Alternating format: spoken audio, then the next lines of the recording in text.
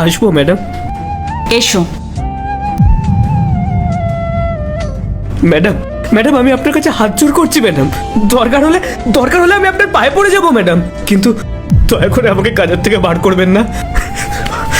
আমি আপনাকে কথা দিচ্ছি, কাজের সময় আমি আর কখনো ফোনে কথা বলবো না। দেখো, তুমি শান্ত হও। চাকরি নিয়ে তুমি চিন্তা করো না, আমি তোমাকে কাজ থেকে বের করব না। একটু দাঁড়াও তুমি। ওটা ভেতরে নিয়ে আসো।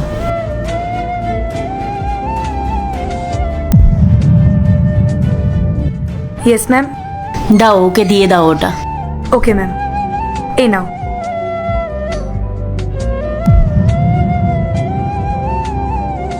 Madam jacket? হ্যাঁ, তোমার জন্যেই। পরে দেখো ঠিক আছে নাকি।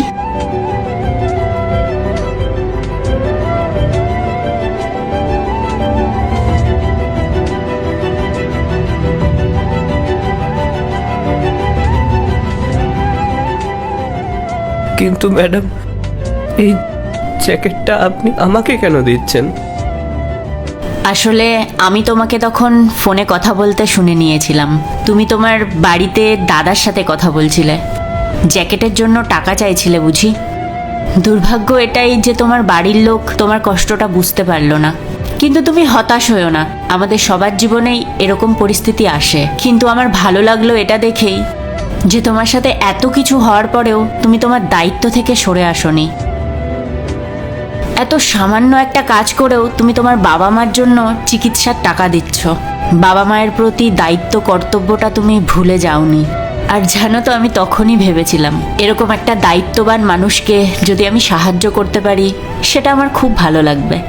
আর দেখো, তোমার এই অবস্থা, নিজের দিকে খেয়াল রাখতে পারো না, তার উপর প্রতি মাসে তোমার বাবা মার চিকিৎসার জন্য তোমার অনেকগুলো টাকা খরচ হয়ে যায়। তাই আমি এক কাজ করছি, আজকের থেকে তোমার মাইনে বাড়িয়ে দিচ্ছি। অনেক অনেক ধন্যবাদ ম্যাডাম, আপনাকে অনেক অনেক ধন্যবাদ।